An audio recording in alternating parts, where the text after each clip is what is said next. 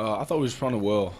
Coach had a really good message for us in our team meeting, um, and just kind of just really wanted to self-reflect and focus on SMU and not worry about anybody outside of our team room. And I thought we did a good job of that. We had a chance to get healthy.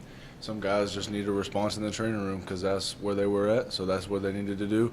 And some of the younger guys got a lot more reps, and they need to respond to create more depth and get better because they may need to play for the longevity of the season.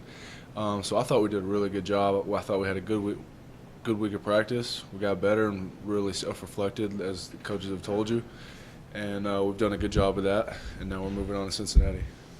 Coach Morris talked about how he wants to see more of the leaders be more vocal with some of the younger guys. How is it challenging people like yourself who are on the leadership council? Yeah, so that's just kind of part of what being a leader is supposed to be, and now it's about time because we need all those guys to be playing their best ball for the rest of this. He may have not said that yet, but he always talks about being golden in November. We've got November, we should be playing our best football. So that we need to do that now, so that way in November we'll be playing our best football, and it just develops them, and for future years to come, as we can help develop them, they can develop themselves and then be the best leaders in this team and lead this team the way that it should be led.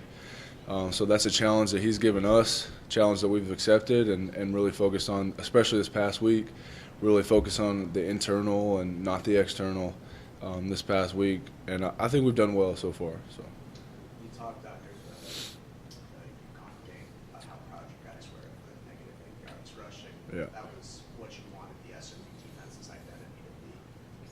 Obviously did a 180 next week. Yeah. Jinx myself. What did you guys identify in film as some of the causes of that, and how do you fix that? Well, the number one thing that I saw on film was just missed tackles. We didn't tackle very well at all. We had opportunities to make some negative yardage plays, didn't make it. And they made some plays. Houston is a very good team. They made some plays, but we kind of hurt ourselves more than they hurt us. So in that sense, I think that was the number one factor.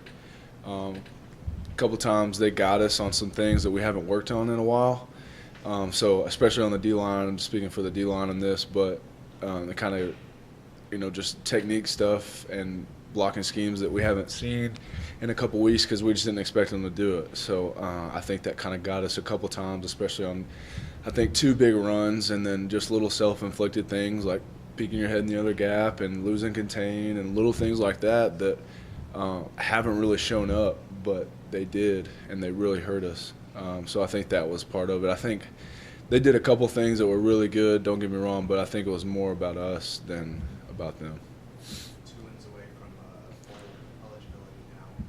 Is there any talk of that in the locker room about how close you guys are to that? Yeah, absolutely, yeah, because we haven't been in a while, so that's a big deal, but we just, especially being an older guy, we just kind of keep reinforcing the same thing that Coach Morris has all year, and you've said it before, just kind of focus on the next game, focus on the next day, be 1-0 today.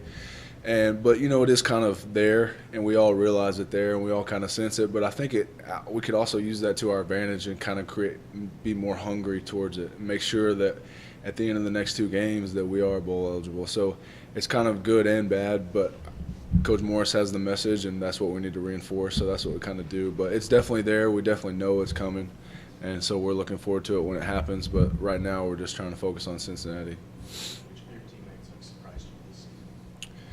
Oh man, probably Kyron Mitchell.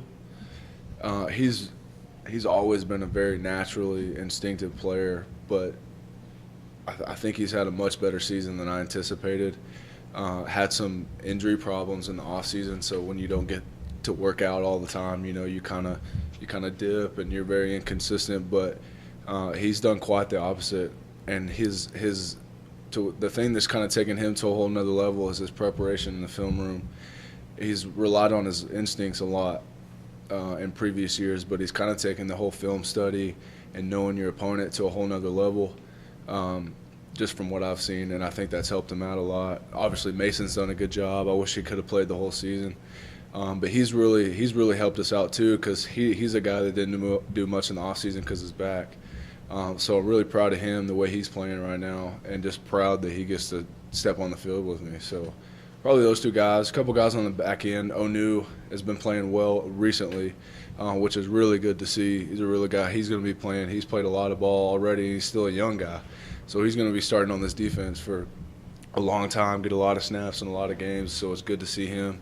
And obviously Jordan, he's on every All-American watch list you can see and stuff like that from what I've seen. So he's done a really good job. He just creates plays, and he's an incredible athlete and works hard. So. Anything else for Justin? Thanks. Thanks, guys.